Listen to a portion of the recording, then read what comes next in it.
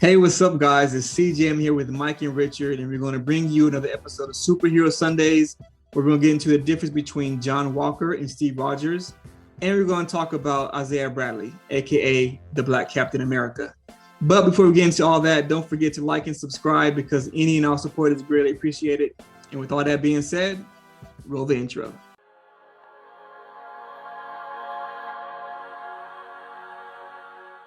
But again, up front, spoiler alerts, if you haven't watched it yet, go, then come back and join us. And when you come back and join us, make sure you like and subscribe. So spoiler alerts. This one feels more like a movie, like every episode feels like a movie. And you kind of think about it, that you kind of feel cheated because it's only 6 episodes for this series.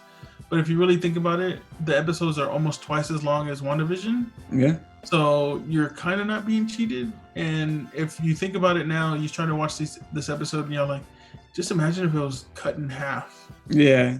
Like it wouldn't work. It would not work. So it's perfect the way they did it with this one with 6 episodes, almost an hour long for each episode. It makes it almost like a movie, but just enough, not too much, but just enough to get you go, oh, I can't wait for next week. But I really like how in the beginning they really delve you into John Walker on more of the story of him. So you kind of don't hate him so much, but then you still kind of hate him. But then you don't want to really hate him because he's really just trying to do his best. But then you don't like him for some reason. And then as the episode progresses, you're like, yeah, I still don't like this guy. I don't like this guy. I mean, I don't want to defend him, but again, like Mike and I talked about the other day, it's like you want to hate him, but you can't really hate on him because, he was presented his opportunity and he just kind of took advantage of it. He made the best of it, what he's given, because he does have big shoes to fill. Captain America, Steve Rogers was like the symbol for America. And for him to walk into that's a lot of weight on your shoulders. We started to see some of his character as the show started progressing, but when he first comes on the scene, you kind of hear some of his background, and you kind of see how he really wants to do a great job with this role. Right, Richard, what do you think about in the beginning when they talk about, how all the awards he won and his time in the military? What do you think about all that? I think that's Marvel trying to bait the fan base into accepting him, knowing something bad is going to end up happening. Not in this episode, maybe not in the next episode, but down the line, you're just going to end up being, upset with him for some reason. There's a quality to his character that makes you, what Mike said, not want to like him. And it's funny because I'm sitting here or me and my wife are watching it and she's kind of disgruntled the fact that there's this new Captain America and she's like, this is so disappointing. And I'm like, I know, but that's what this is what this show wants you to feel, right? Because this guy has the title of Captain America and he may have the awards, he may have the recognition, he may even have ability to do what Captain America can, but we're probably gonna end up learning somewhere down the road that even though he is physically gifted to be a Captain America, we all know that he ain't no Captain America. He ain't no Steve Rogers, man. It kind of seems like it was maybe a rushed kind of decision to pick him, because in the beginning you hear that his partner says, 2 weeks ago we were like, playing this, and all of a sudden, here we are now. So it's like it took a process of 2 weeks for them to pick a new Steve Rogers or a new Captain America, and it's like that's kind of rushed, man. I don't know, Mike, what do you think? That are we going to start seeing that he's not the character of Steve Rogers, and this is kind of a rushed decision to bring this guy to fill the shoes of Steve? If you remember in the first Captain America movie, Tommy Lee Jones played the commander or the staff sergeant or whatever. And he continually said, why Steve, because look at this guy over here, he's like the perfect soldier. He's big, he's tough, he checks all the boxes. But he, again, when that grenade was thrown out, he ran. So it's kind of goes back to that first movie where this guy, John Walker, checks all the boxes on paper. Mm-hmm. He is who the next Captain America should be. Like, if you just look at just paper, just like with anything sports related or anything, like sometimes the matchup looks great on paper. Mm-hmm. But Mm-hmm. that's why they play the game every Sunday, because something is not going to go the way it goes because somebody has that little extra. Yeah. And with Steve Rogers, he had that extra because he himself was a good man inside, and then he was not somebody that had any of those abilities at all. Mm-hmm. He was that way before the abilities. This guy had the situation, the privilege his whole life. Mm-hmm. So he has no other, like, he might be a good man, like a good guy, but he doesn't realize how easy he has it. Yeah, that's good. Because it was kind of handed to him, maybe. Yeah, it's kind of like what I was telling CJ. It's really hard to say, to just to be out blunt about it, but he is basically what America is today. It was built on the back and the bones of the minority group. In this case, the black minorities. Because if you really think about it, this guy, John Walker, he's living the privileged life. Like, he's not saying he didn't, work his, hard to get to where he's at, but if you really think about it, his wife, black, his best friend, black. The high school that he went to seems to be a majority of the black high school. Not only that, but the band is like historically black university, like marching band. Yeah, like HBCU marching band. Yeah. Everything about this guy screams like he got there because he had this culture or these minorities that he stood out from. Mm-hmm. Yeah. It's deep, man. They went really deep in this episode. Like, so deep that you can't really like ignore it. It's kind of, brush it to the side, like, whatever. Like, we're just, maybe overthinking it. No, they really have some really deep moments in this episode. And like you said, John Walker, I think he's a good guy. I think he genuinely wants to fill that role of Captain America. But, I think it was a rush decision, and maybe he doesn't realize how easy he has had it his whole life. And now he's going to come up with some challenges, and I think that's going to maybe trigger something in him that he didn't know about his character, and he's going to end up disappointing people. One of my theories on this whole thing, and I told CJ about it, that redhead girl, when she got that text message that says, "You took what was mine, I'm going to find you and kill you." Oh yeah. Everybody thinks it's probably the power broker. But I honestly think it's John Walker. Yeah, I think so too. Mike broke it down pretty well. It was like, because it will make sense for him to really, really want that serum, because like we've been talking about how he has those shoes to fill of Steve, but he doesn't have one thing that Steve had, and that was the strength and that serum, to be a super soldier. And I think he wants that so he can actually truly fill the shoes of Steve. So he's seeking that serum secretly. I don't know if it's secretly or he's trying to get it back to the government, but I think he wants that serum for himself so that he can actually truly be a Captain America. Mm-hmm. That's what I think so. Yeah, I think you're right. Because when they first did the interview or whatever, they said that, your body was tested at MIT, you're off the charts in speed, durability, blah, blah, blah. And then he stops her. And he says, I'm not, Iron Man. I'm not Iron Man. I'm not Banner. I don't have a super strength. Like, he kind of was like pushing her aside, like, yeah, that's all great, but I'm not these iconic characters that have these ridiculous things. Like Tony Stark with his gadgets, Bruce Banner with his intelligence, but also, with his strength of and then just plainly said that I don't have super strength. I might be the top, tier in human evolution, but I'm still no. Yeah, you're right. So and I thought it was kind of weird too that he named Iron Man and the Hulk first, and not even Steve. I mean, later on he mentioned Steve and how he has to, he looked up to him, but he's first. That's the first thing he said was about his flaw, that I don't have that strength. I don't have all these gadgets like they do. And I think that's something that he does want. He wants that power. He wants that strength. And the only way he can get that is through the serum that the super soldiers have. That whole interaction with Isaiah, that was crazy. I mean, very intense. Yeah, man. He basically told the story that Bucky's the assassin, and this guy, for being a superhero, went to jail for 30 years. Yeah, man, that was deep too. Because that guy Isaiah, I didn't even know his last name. Mike had more information about this guy. Cause I was like, who was this guy Isaiah? Like, what's his story? What's his background?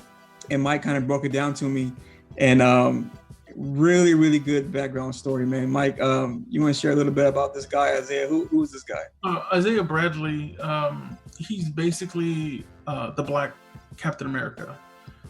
What ended up happening, he has a story or a comic book arc, about 7 issues in 2003, I believe it came out. It's called Truth, Red, White, and Black.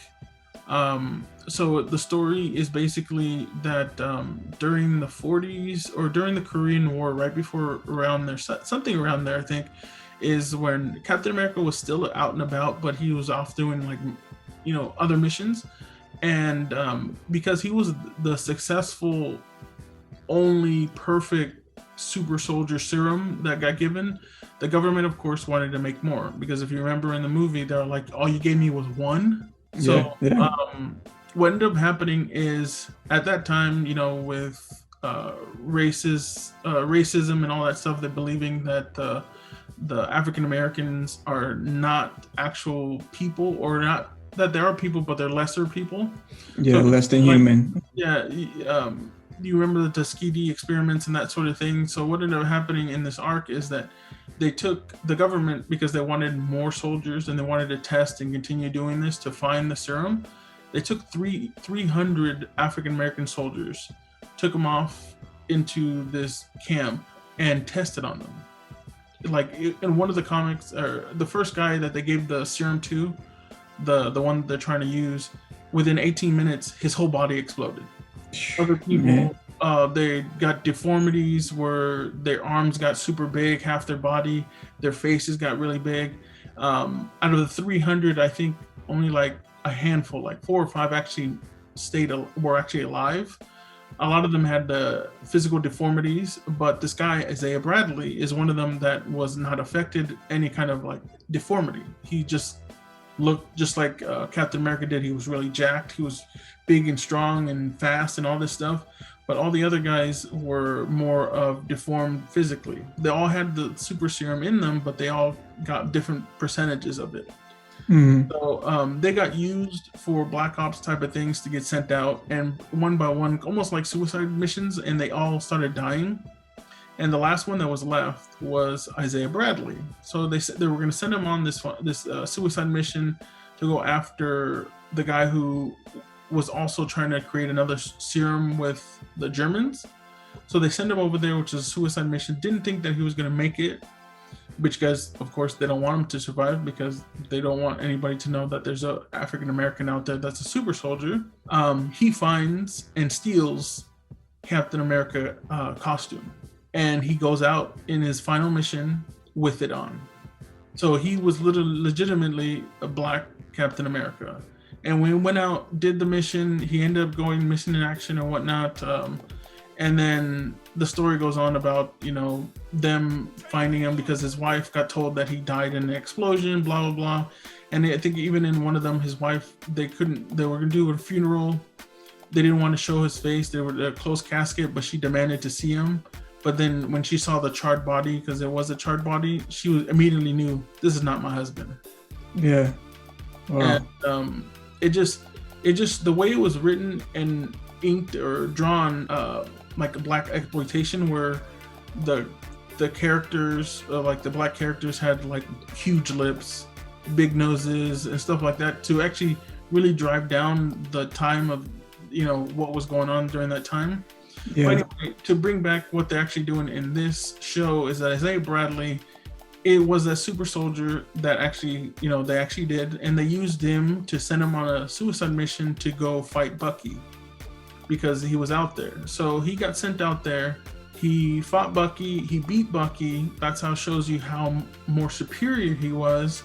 he defeated Bucky because if you remember in the Winter Soldier, he was beating up a lot of people, but you know, then Isaiah Bradley beat Bucky and ripped off half of his arm.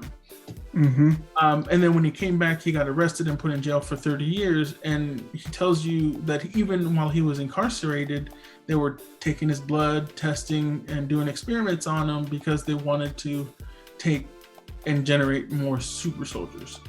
So this might come in effect where the tests or the experiments that they did while he was in jail might be what led to other super soldiers or enhanced individuals that we saw in the show.